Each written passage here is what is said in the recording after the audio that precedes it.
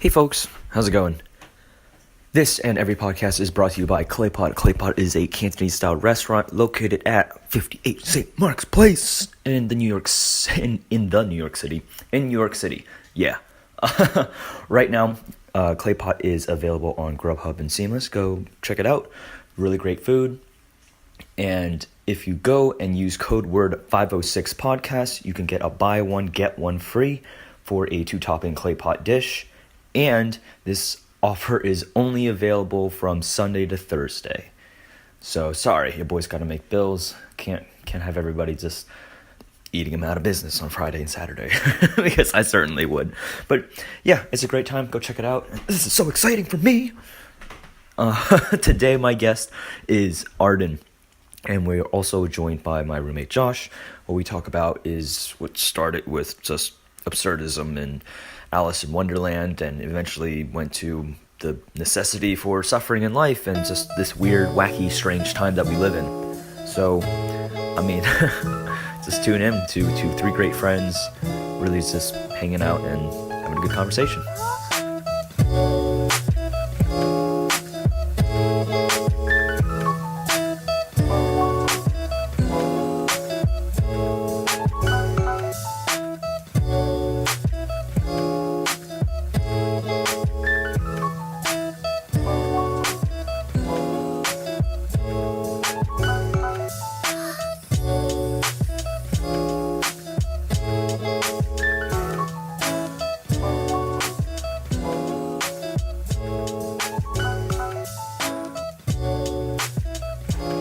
So because C.S. Lewis was going to Oxford, and Oxford has so many rules and secret things that everybody in Oxford knows and does, even though they don't make sense, they are the established rules, and if you vary from that, people will get mad at you. Right. Like in Alice in Wonderland, all of these characters have these weird rules that Alice doesn't understand until they're explained, and when she goes off of the rules and doesn't do what she's supposed to, they all get super pissed at her.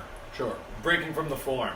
Yeah. As a sort of and you think that Lewis is purposefully subverting those tropes. Yeah. And should we say rules of the world? Yeah, he's built rules of the world that mimic that of Oxford in how absurd they are. So Sure. it's so and all the wordplay and stuff. I the way Lewis writes is sometimes how I think. Is stream of consciousness, where can this idea go? And when you hit idea the door is ajar, then suddenly the door is ajar because the door is open slightly. Yeah. You know what I mean? Yeah, kinda. It was just wordplay like that. It's in Through the Looking Glass, Alice finds herself in a shop with a sheep that's knitting. And because when you knit rows, and then you cast off, suddenly she's in a boat rowing down a river with the sheep. Yeah, I mean, it's kind of... That's how... I mean, I see what you're talking about, stream of consciousness, but I think that's kind of where dreams go oftentimes as well. Is this totally. Because your brain will make this small association, and the idea that the word is communicating an idea, and that word can have another just as true meaning, and hopping to that. But to me, that indicates a certain level of absurdity, and kind of in the absurdity of words, because the concept of a door being open is not the same thing of a glass container that you put things in. Right. But the word ajar is there the for, and that's and that seems to be communicating something about this idea of language not quite being able to capture what it is we're talking about. Yeah. I totally hear that. Yeah, and maybe that's what Lewis is trying to say. It's we don't have the right tools to, look at our world in the way we could be looking at it. I just find it particularly interesting that he uses Alice, a 6-year-old girl with a fucking crazy imagination, to help motivate these topics. And that's kind of why I think it's like more wordplay for him than drugs. And I don't know what sorts of drugs Lewis Carroll was on or doing. Opium for sure. Opium. I looked into this. Yeah, it was definitely before acid was invented, and I believe before shrooms were mainstream. But he was a well-known opium user. Yeah. Well, do you know what sort of high you have on opium? Nope, no idea. Addictive, from Totally what I've heard, addictive. obviously. Yeah. But no, that's not us. That's not us. No way. we already set up a we already fire. addressed. Yeah. Damn sausages. We already put out that fire. Yeah.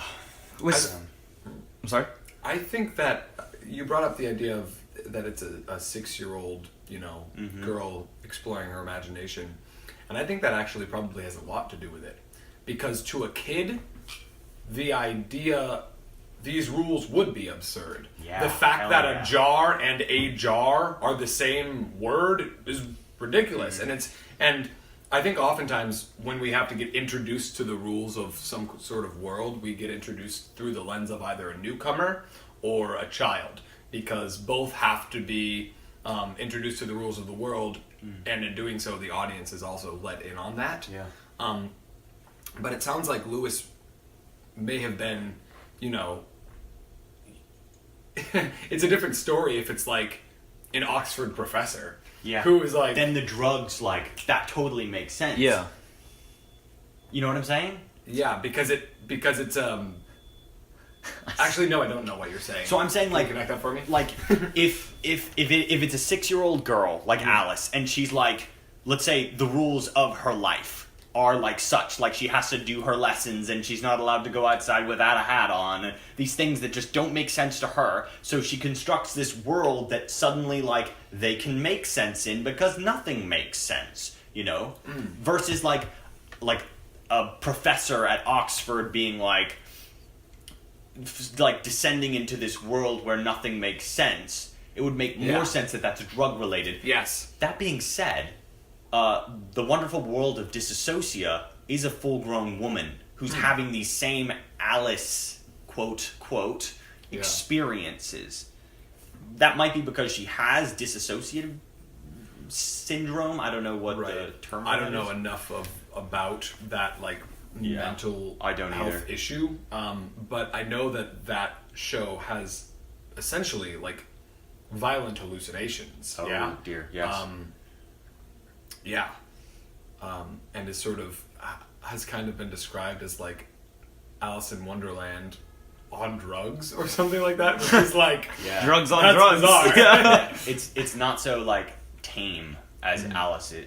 Alice's world isn't necessarily tame, but it's not dangerous so much. There are a few creepy situations.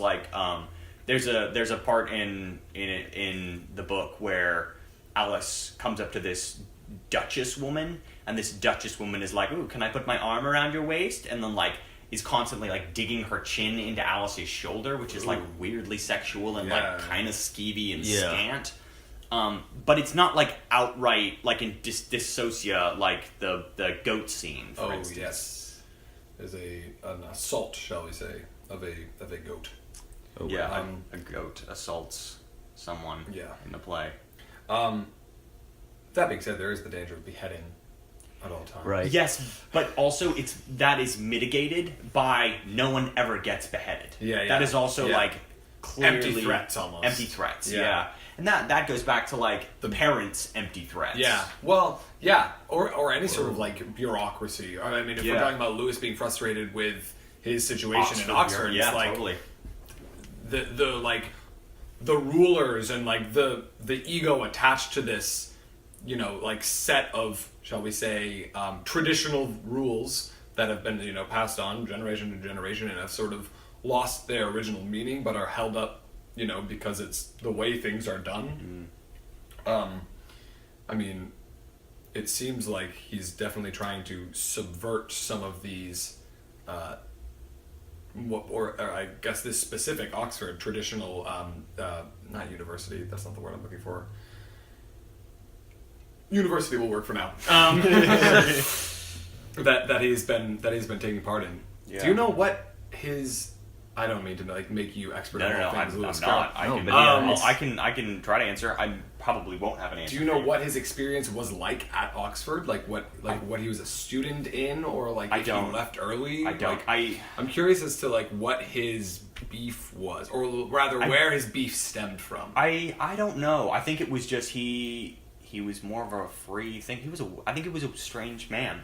This is me speaking out my ass, we might say, because I don't have this information and I don't know, and I can only make assumptions about Alice in Wonderland because that's the only bit of information I have about Lewis besides what we talked about in this class. So I don't have a answer for you. Free thinker, though, is what I think you were about to say, right? I think you would have to be to write something like Alice in Wonderland. Yeah. Dragon energy. Yeah. Dragon energy? Oh, I don't know. It's just like maybe that's not a good topic to bring up right now, but that's the term that Kanye West has been using in his like responses around free thought and free thinkers. And he claims that both he and our current president, don't say his name, are both dragon energy. Interesting. Yeah, I mean, they're definitely outside the box, right? And dragons are typically the antagonists, so that's really interesting. Yeah, kind of playing like the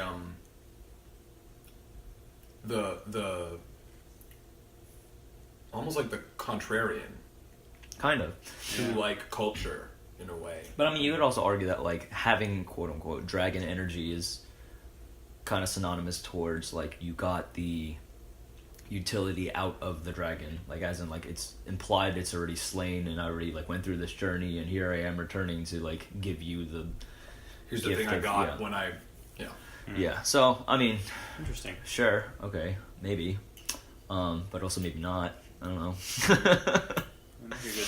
Good point. So no, I'm actually interested in how you, like earlier you had said that it's similar to how you think with like your stream of consciousness, and this is just something weird that I do, but like if I ever want to go to bed, what I try to do is I literally just try to have as many random stream of consciousness as I can. Interesting. Like whatever random topic pops up in my head, and I try to make it so that no new topic is related to the previous one. So if I think like napkin, I won't think like fork because it's like, oh, that's the next one. I wait for like the next like random thing to pop up in my head, and that might just be like blue balloon. I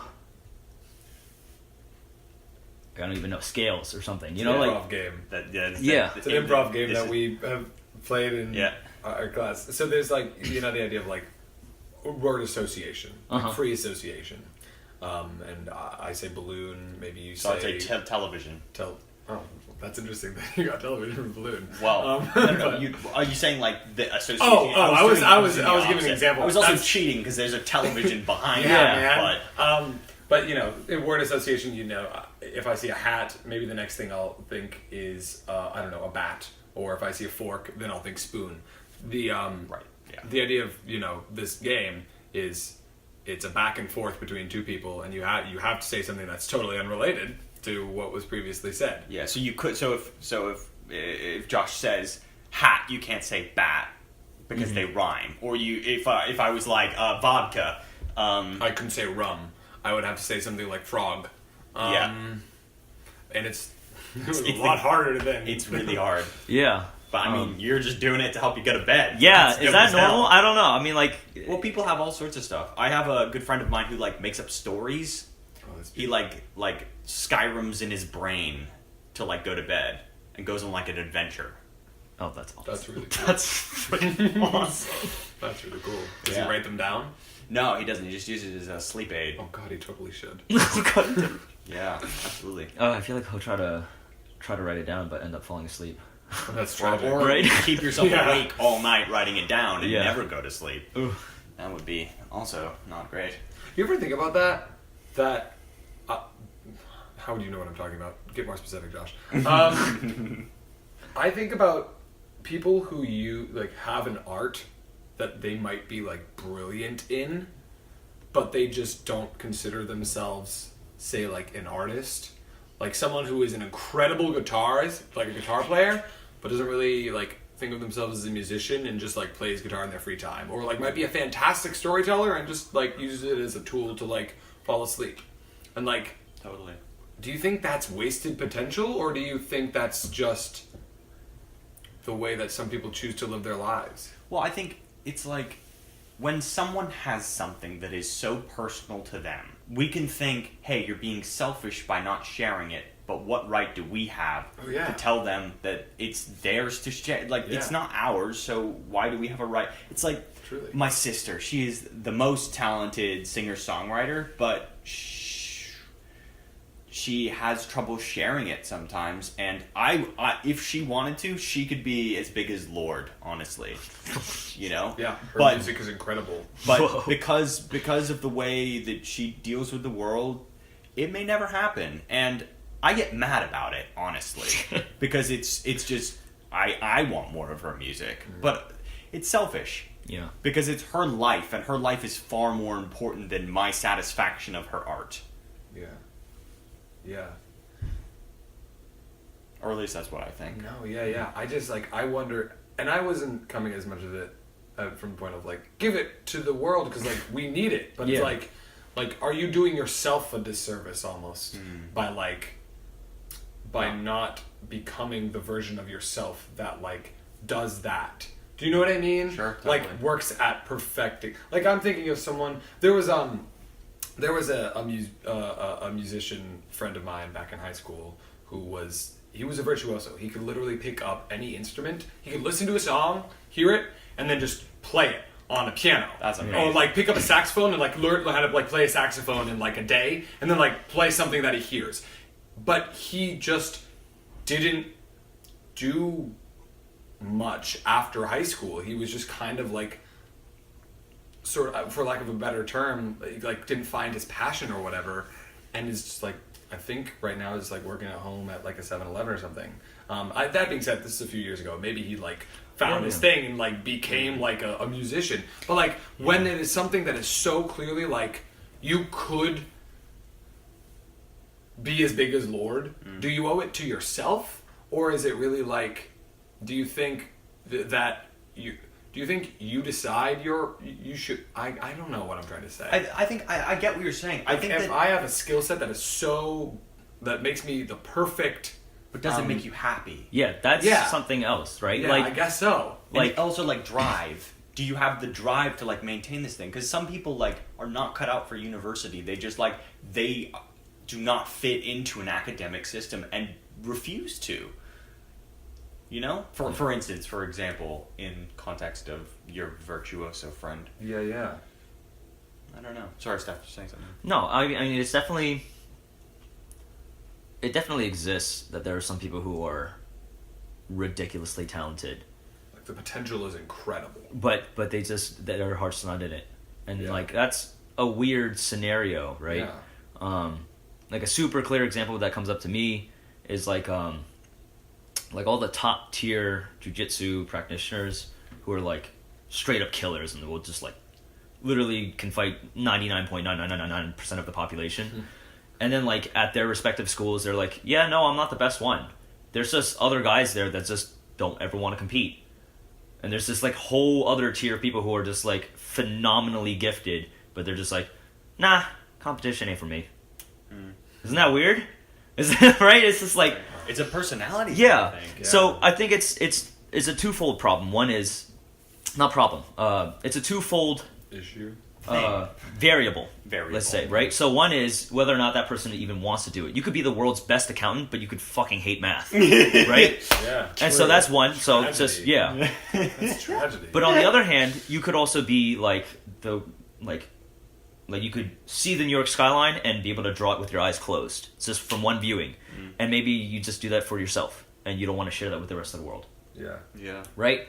So, yeah, I mean, it's kind of sucky, because that means there's definitely a lot of really cool stuff out there that we're not experiencing. Right. Yeah. But it's also just like there's a lot of really crazy, like, secret stuff. really good art out there, you know?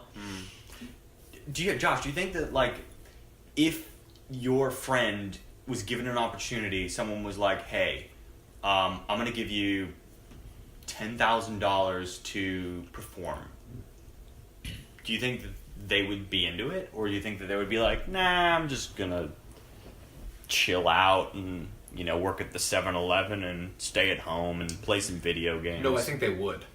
That's the thing. Is because in high school they did this thing where they were in a band. Mm-hmm. They created a band, but they just didn't dedicate the time into it. You know what I mean? Yeah. First of all, I didn't grow up in a kind of place that had easy exposure to mainstream record deals. Yeah. There aren't a lot of talent agents looking around the backwoods of New Hampshire for the next big thing or whatever. Right. But he didn't it didn't seem like he put in the energy hours, Sure.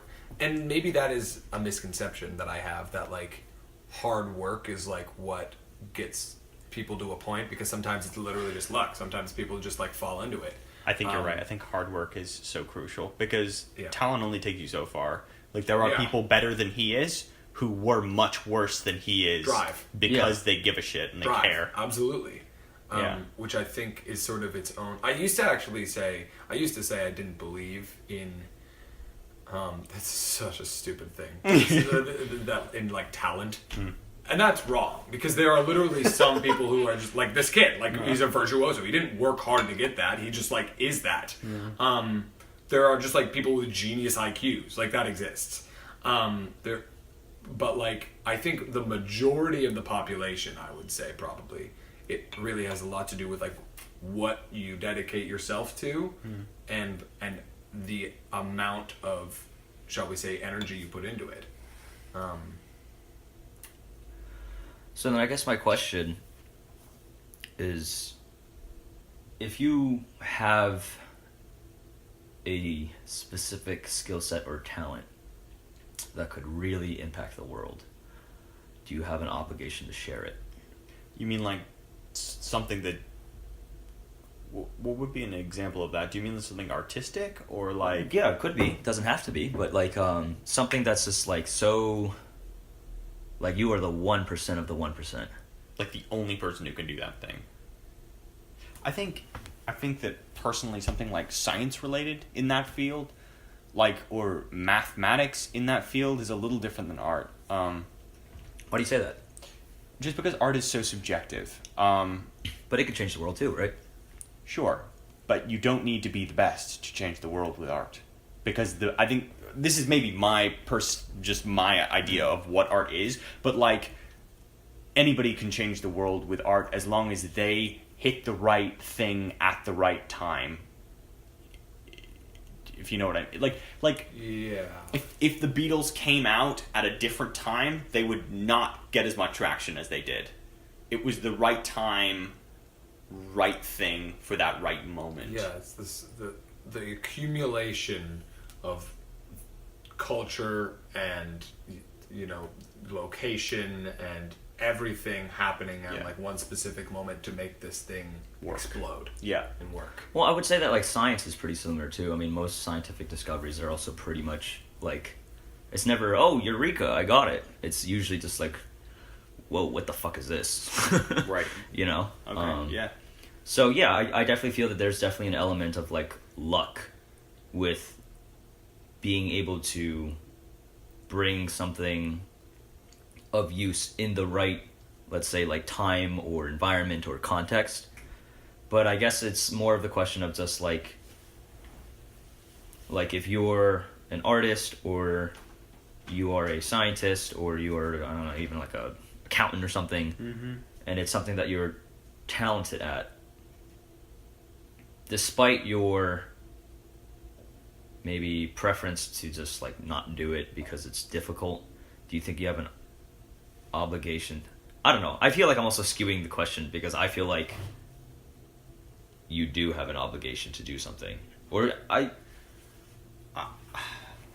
think that I guess it's hard to know, and I think that if you're Albert Einstein, and you don't do science, how could you know that you would change the world? You don't. But I mean, Because what if Albert Einstein, instead of being science guy, what if he played viola? Do you think he would have changed the world playing viola? maybe, I don't know. Yeah, I don't know either. And Yeah. I think that's my point. It's just like it's hard to know. And if we had like God's sight, and you could go, okay, if you did this, you would change the world. Do you then have an obligation to do it? Hindsight is natural 2020. Yeah. Yeah. Yeah. Oh, Josh, that's funny. Our small section of Dungeons and Dragons listeners just like gave a little whoop. Well, little good. Yeah, I don't know, Steph. I don't know, and like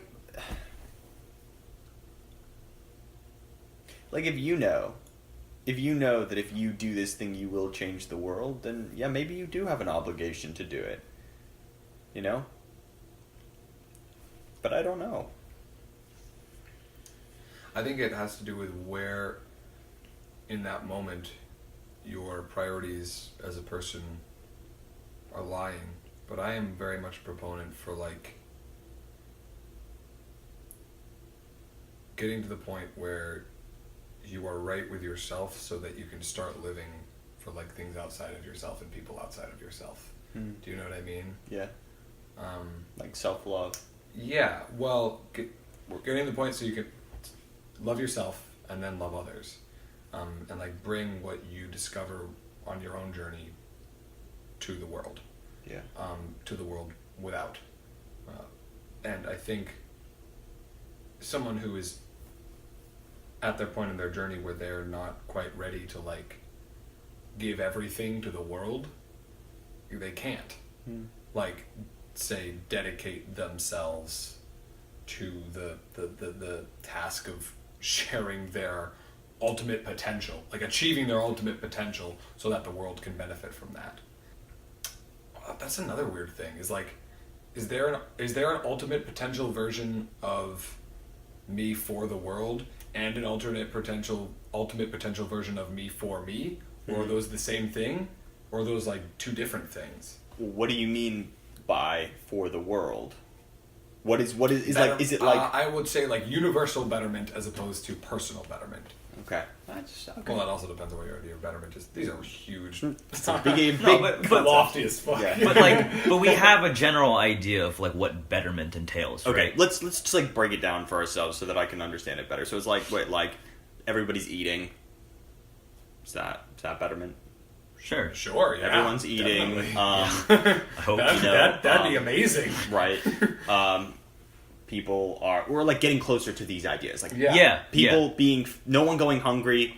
Yep. People feeling some sort of satisfaction. Shall we say meaning? Yeah. Giving meaning to people's lives. Okay. And maybe past meaning enjoyment, people enjoying the lives they're living. That's betterment, right? I mean, I guess. Yeah, sure. Yeah, and I mean, sure. But sure. enjoyment Yes. can be as simple as sitting at a table with some friends and eating some salad. Yeah. I don't know. I don't think it's. I mean, none of these are possible in for eternity. Sure, and I mean, but, this but, is but I think to strive heading for toward that idea. Yeah, and shall we say a world that is. I mean, we're creating a utopia now, but Yeah. Yeah. Well, then, if betterment is not utopia, what is it? Aimed toward heaven, Is that not a utopia? but it's not heaven. knowing that we'll never achieve. Yeah. What's heaven? I'm not Christian. I don't, Yeah. I This is don't hard. know. I mean, these are very, very abstract, but Totally. there's. Okay, well, I think we can agree if you just every day when you're walking down the street that there's an axe murderer at every corner. That's not heaven, right? Okay. Right? So Not ideal. No axe murderers. Yeah. There are no axe murderers in heaven. And it's complex, and it's very much down to the individual. But I guess even with our maybe not 100% synced up ideas of like betterment versus like, worsening. That like we both probably have mostly overlapped definitions of what betterment is. And so I guess, like, wow, we just went to this like definition tangent. I don't even remember the original question. I mean, this is perfect for the beginning of this topic of like words are ridiculous. Yeah. Words like can't quite capture Yeah. what it is we're talking about. Because I mean, the idea of heaven is so like, I don't know what about you, but I know what my paradise might be. I just don't know if I can like articulate it. Sure. Yeah. But I think, although my version of, so say, paradise, heaven, nirvana, utopia, whatever, Disneyland, is going to be like, if we get into the details about like specifically what it would look like, it probably looks very different from say Arden's or someone living in like Australia or like South Africa. You know what I mean? Like, living different experiences is going to affect what your ideal, shall we say, experience is going to be. Totally. But I think that idea of like, is it lack of suffering? Is that what it is? Oh, Oh. But I don't know if it is, because like suffering, Suffering's so important. it's important. It's how like- we grow. It's God, peaks and valleys. Yeah, man. Yeah. Peaks and because like if you don't suffer, you cannot be happy, and I think that's where Exactly. apathy comes from. Is just like everything is same, flatlining, monotonous. and that is like where depression comes from. I think like working at something and like sweating is like I love backpacking, and it sucks. Yes. It sucks. When you're walking and your feet hurt and your legs hurt and you burn all over and you're like, all I want to do is sit down. All I want to do is a nice meal. I don't want to be out of this rain. Like, this fucking sucks. And when you get home, you're like, fuck that. I cannot do that. I'm never going to do that again. But then, like, a couple months later, you're like, fuck, I want to get on the trail again. Because, like... Payoff, right? Payoff, yeah. Yeah. It's You huge. It's great to feel like you worked for something and then earned it. Yeah. Yeah. I set out to walk, 40 miles over 4 days, and I did it. And I'm back. And I never want to do that again because my legs burn and my feet hurt and my back is so in pain. But it's like still like so satisfying and so like wonderful. It's like you go to the gym to hurt yourself so that you can feel good.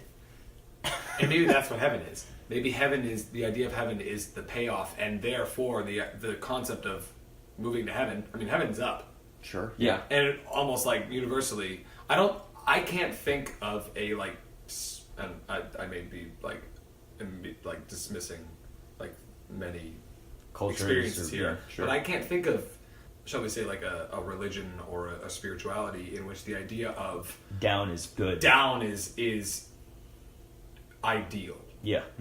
Where like heaven, nirvana, paradise, whatever is like beneath you. Yeah. Even the words, we're going back to words. Yeah, like, down. The idea I'm feeling of down. it is beneath Yeah. you. Yeah, And you're that's not. It's- beneath me. I'm not. I don't act that way. That is somehow lower than my humanity. Yeah. But that's like universal. I think, or I believe it's Western universal. at least. Yeah. I would argue that like the idea of like climbing up the stairs towards heaven is pretty similar to your experience of like going to the gym or rock climbing or backpacking or something, but like you seem to get more, I mean, you called it wonderful, but it seems like you're getting more meaning out of being able to see your progression towards a goal as opposed to the completion of the goal. Yeah, I think that it's like the journey. Yeah, of Going back to course. the journey again because it's like it's not Hero's even, journey. I'm just But, kidding. like no, well, Yes. it's like it's about doing the thing. It's not like people typically do things for end results. They're like, I want that end result, so this is why I'm doing the thing. Yeah. But the satisfaction comes like by it's like you gain it in the process of doing that thing, not end goal. Like we're graduating in a minute.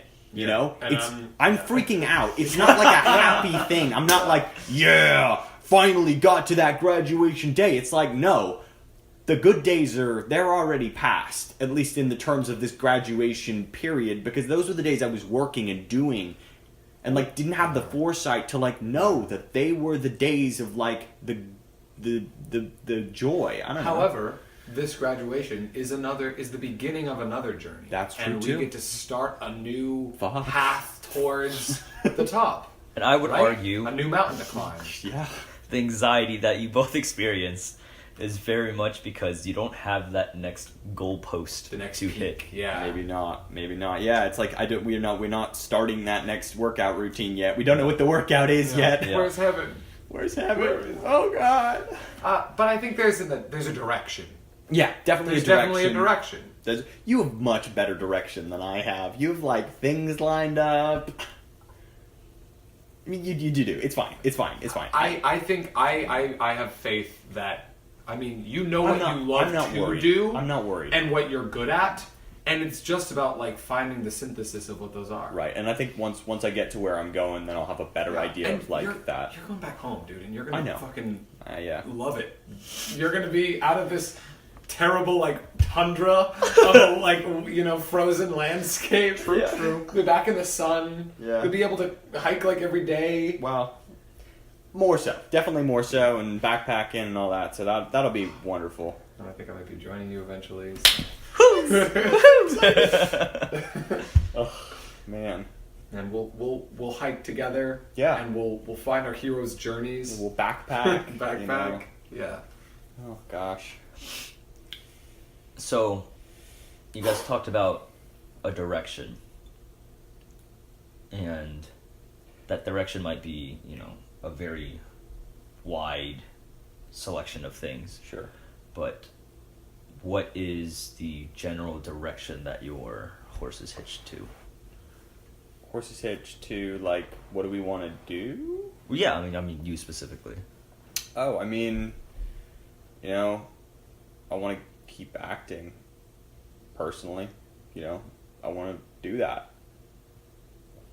That's the thing. But jumping back to this conversation, I want to like hop back for a minute. Like purpose seems like it's so important. Like it's like even if you don't have money or like don't have things, but you know that you have something you're doing and that means something to you and that is what you're doing, that is the reason. That is the only thing you need. Man does not live on bread alone, right? Yeah. Yeah. I don't know how big of fans you guys are of Nietzsche. Sometimes. Because I hear that a lot of you guys are traumatized. But What? but my favorite quote from him is, "He who has a why can bear anyhow." I like that one a lot. Yeah. So very much finding that purpose Yeah. really helps you get through.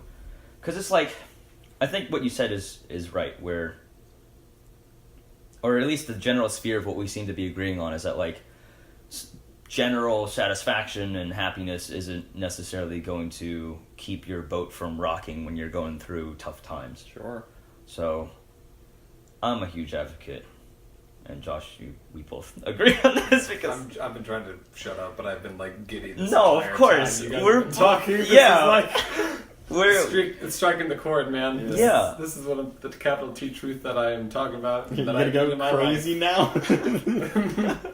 Well, I think having that purpose, having that thing that you're working towards, is maybe what lets you endure the madness, shall we say, of the universe, the chaos that it will throw at you. That being said, I think if we're getting back to this Lovecraft thing, the flip side of that is showing how just insignificant your purpose might be in the grand cosmos of the Elder Gods and Azathoth and Cthulhu and whatever. I'm just name dropping like Elder Gods now. Yeah. But like, Yeah. But I think that's probably where that might come from, is like in the grand Maybe. scope of things, just So how small you are. Yeah. Yeah. But I would also argue that you can't really discount the small things, because sometimes something very absolutely. small can result in like huge change. Yeah. And you think about like a piece of sushi. yeah, oh dude, please no, we're not gonna talk about food. I will eat this table.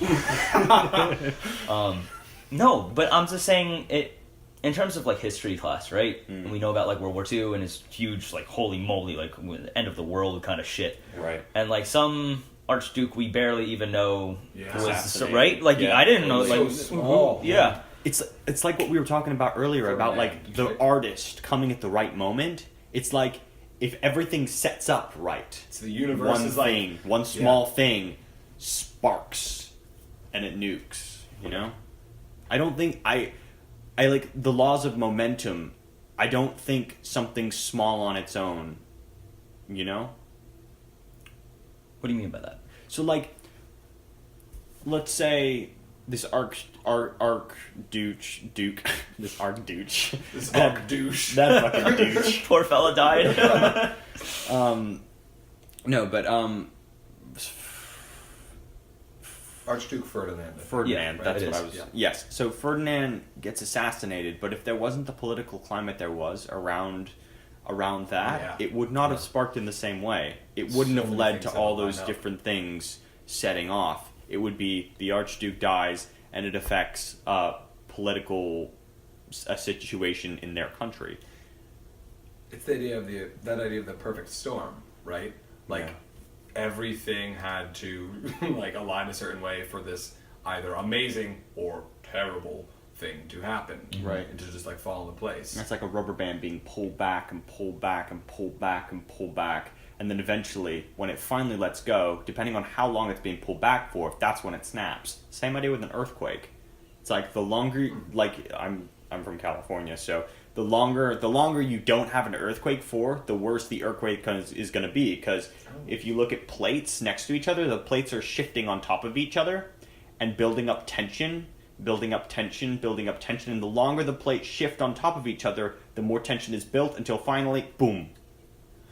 And that creates the earthquake. Oh man, Yeah. Wow. tension and release. Oh, that's a It's everything. talk about like. Yeah. I mean, if we're talking about conscious unconsciousness, that's like the bubbling up of like repressed shit. When it's like, if you can't address what's going on with yourself, like it's gonna manifest one way or another. It's gonna manifest. And wouldn't you much rather like?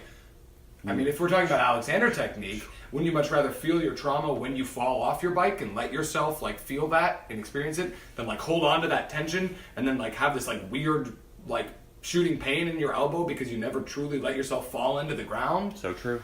Or, I mean, even can manifest in much worse ways than that if we're talking about repressed anger or repressed, Anger issues, Yeah. drinking issues, for instance. Lots of very negative side effects for not dealing with your feelings, honestly. We were stupidly blessed. I feel stupidly blessed to have the kind of Education we got. education. Yeah. Yeah, it's thank a God. very good education. We got like people education. Exactly. We learned How to about exist. how to exist. As a human being without like curling up into a ball of like feelings and losing my body and just being a brain and just like Yeah. decomposing. Yeah, very blessed. Yeah. Acting school, baby. Go to acting school. Shameless plug. But tie things back a little bit. I think very much how like the assassination of some archduke we didn't even like really know about.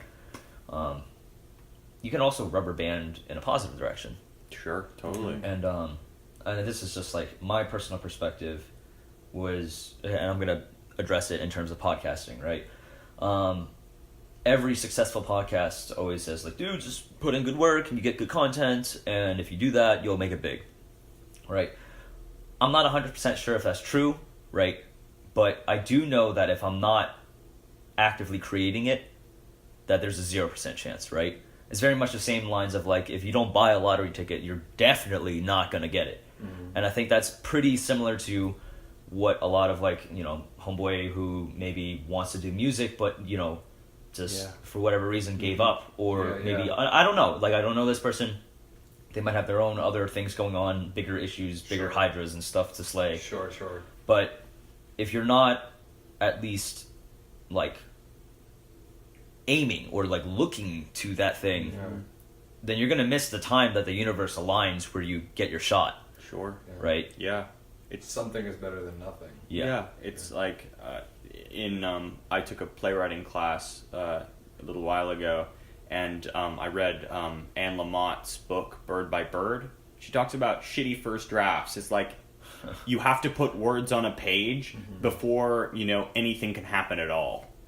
Yeah. And it's this. I think it's the same thing with podcasting. It's like you have to create material for there to be material. You can always you do a bad podcast, you can always scrap it.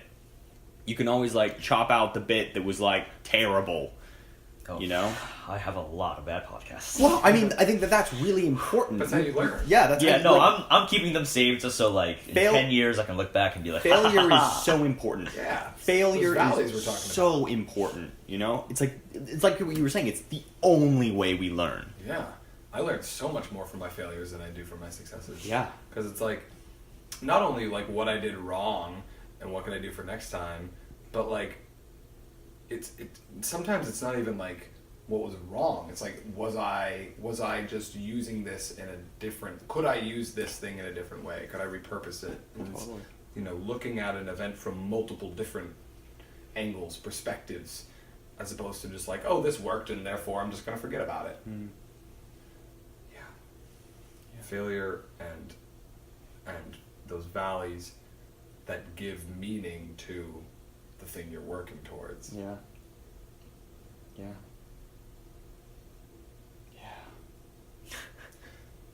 This is kind of not off topic, but just getting back to something we were talking about earlier. Arden, if you don't want to answer this, it's totally up to you.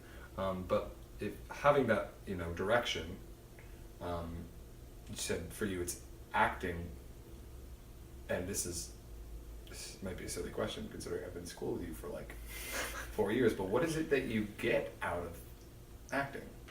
that's the question I wanted to ask. Like, What does it do for you? Why that medium? Okay. Sorry, I didn't mean to snipe it. No, of course. Dude, we're on the same mind wave. That's a good question. I thought for a long time it was pretty selfish, and I just liked the way it made me feel. But going to such a generous school, where everyone is just so generous with themselves and their art, and it made me think about why I started this in the first place in a little bit of a different way than I originally thought. And I think it's kind of what we were talking about before with the earthquakes.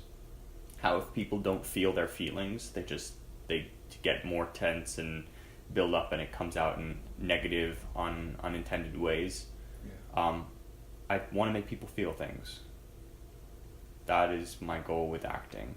Make people feel all sorts of things, so that they have an outlet for people who aren't unable to feel anything other ways. Some sort of release. Yeah. So it's like if I'm in a play where my daughter dies, someone who couldn't deal with the death of their daughter can come and see this play and be like, oh, they can release. They can have an outlet for that. Or, Catharsis. smaller things. Yeah, smaller things too. I don't know, just make someone laugh, and then, right after that, make them think about something in a new way that really just goes, oh, wow, and things shift around inside. I think that's why I want to act, and I want to touch and move as many people as possible. So I think film is the direction that I'm headed. Yeah, it's a worthy goal. Thank you, Josh. That means a lot. Yeah. I like what you said about how you want to make people feel. And I was very interested with the kind of this is science as fuck, but the the distribution of the two different the two classical types of theater, let's say, is comedy and tragedy. Sure. And I definitely feel on like one of my meditations, let's say, that like we really only cry in terms of horrendous tragedy, and equally we also cry when we are like laughing our asses off. And I think that's definitely a worthy goal, because you guys are really not forcing, but helping people feel the full range of human emotion, the full spectrum of what it means to feel.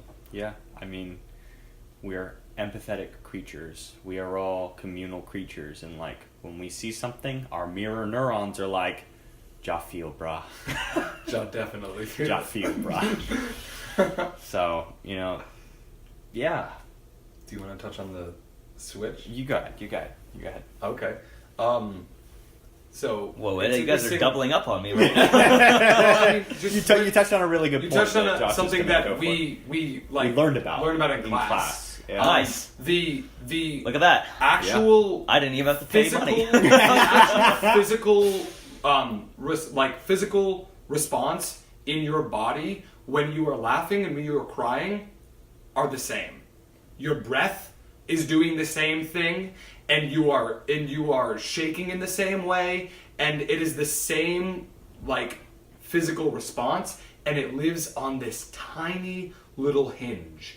And we did this exercise Oh gosh, yeah. in voice and speech. Was it our sophomore year? Junior year. Junior year? Because it was all the Shakespeare emotions. Right. We were playing with, in Rage. Shakespeare, you have to be able to change on a dime. On Yeah. one line, you might be Ready to tear giddy. someone's head off. Yeah. And the next you're giddy. Yeah, and it's like that, and it's literally one line of verse, and you have punctuation to make that switch. And this idea of like living in that like sort of fluctuating space where breath is just going crazy, and when you are full of breath, your emotions are higher, because breath is the soul, breath is the spirit, and when your spirit is moving, it's because the spirit is moving through you. You are right? alive. You're really like dial turned up to 10 alive. Like everything is almost extreme. And we basically practiced this shift of like, in this one moment, we got our breath up to this point, and we just started laughing. We felt the impulse of laughing, and then literally just let it switch to crying. And there's a room full of people laughing, and in about 10 seconds, not even, they switched to weeping, and then switching back to crying again. And I mean, from an outside perspective, we look like a bunch of crazy people. But I find that so fascinating that it's the same physical impulse. Your body is doing the same thing, except, I was about to say when you're crying, there's tears coming from your eyes, but sometimes when I'm laughing, there's tears coming from my eyes. No, I think that's it. I think you're definitely saying the same thing I'm trying to convey, where it's just like the real full range of human emotion almost like kind of comes like full circle in some sense, where it's like very yin and yang, we have to exist as a polarity. A good paradox. Yeah, a good paradox. I love that. Me too. What? Good paradox? To Yeah. exist as like a good paradox. Good paradox, yeah, for sure. I don't understand it, but I like it. Yeah. It's sort of that idea of like, everything that's true, its opposite is also true. And I mean, we learned about that in Mark's class our first year. Yeah, totally. But like the idea that like, human capacity for love is like the true human emotion, but also like capacity for hate is like the true human emotion. Like, Yeah. But being able to incorporate both sides, the yin and the yang, the chaos and the order, the light and the dark, and have them incorporated and balanced, right? So neither side is way tipped out of balance, because what goes up must come down, and if there's a big shift in one direction, there's going to be a big shift in the other direction, and that is not being unstable. Right. The tension and release. Yeah. If you have like a much bigger tension, you're going to have a huge release, and as back and forth, and that creates big waves, which is useful on stage, Right. but is probably not what people want to strive for in their day-to-day lives. True. Because it is It's living in taxing. a place of chaos. It's Yeah. taxing, exactly. And so that idea of being a good paradox is like the potential for both and the necessity for both in balance. I think that's what I think of when I think of a good paradox. Yeah. I mean, you guys are thinking of it in terms of like comedy, tragedy, in terms of like joyful weeping and Mournful. You know what I'm saying? mournful. Yeah, mournful weeping. It's just my realm. I'm thinking of it as like conscious, subconscious. Yeah, Totally. absolutely. Hell yeah. Jung definitely said that the unconscious will always compensate for the lack of conscience, which should terrify you. No, I was gonna say that is terrifying to Yeah. me. Right, because by definition, consciousness is self-awareness. And if you're like not self-aware, then there are forces that you are not aware of controlling you. You got a big shadow. Oh god, that shit is just. Oh my goodness. So it's really all about balance and Gotta read more Jung. communication between the two. Which is, I mean, that's what you guys do. You'll be fine, buddy. I realized we are pretty steeped. I mean, to be fair, I haven't read much of Carl Jung. I'm just starting Man and His Symbols now. But I've been having, we've been talking about his ideas a lot this year, and I've been watching some videos that incorporate, lectures that incorporate those ideas. And I think artists or at least our training as actors, we tend to be pretty well steeped in that idea already, whether or not we know it. Okay. I feel We that. sort of, because the practice of self-awareness and meditation and the importance of recognizing our ugly feelings, the ugly, the actor shows like the ugly on stage rather than just what is like beautiful, is fairly similar to this idea of like It's like the work. shadow work, of like recognizing that your dark impulses are there and you can't ignore them because it's part of who you are as a person. But it's not about like letting those Run rampant. No. Recognize them and then being able to control them and use them when they're useful. Right. I guess this is the work that Carl was doing. Sitting with Our boy himself. Carl! Carl Jung, yeah. But he probably spent time sitting with himself. And this is kind of what you do as an actor. The unexamined life is not worth living. That's like, I mean, you have to do this process of checking in with yourself or like subconscious. Here we go. The thing that living at the back of your mind is going to like eat you or like take over and you won't even know. Right. Oof. There's another book, Wizard of Earthsea. It deals with it's about a wizard who has a shadow. I don't want to spoil the book, but it's very related to what we're talking about. I'm sure. Nice. I mean, this narrative is everywhere. Yeah. It's everywhere, and I like grow up and I'm just like, oh, I never realized. And then like once like someone like you recognize it, you're like, this is everywhere. I mean, it's like recognizing say the hero's journey or any of these like symbolic patterns, the Ouroboros, this idea of balance between the yin and the yang, or the light and the darkness. It's like literally everywhere you look. I know. Yeah. It's amazing. Oh goodness. Yeah, I wouldn't worry too much, buddy. No, I'm not worried. I'm not worried. It's just like a lot, Of course, life is a lot. I know. It's not like something I like worry about, but like thinking about it, it's like, gosh, life is a lot, But it's also kind of beautiful. Yeah. Well, a lot isn't not beautiful.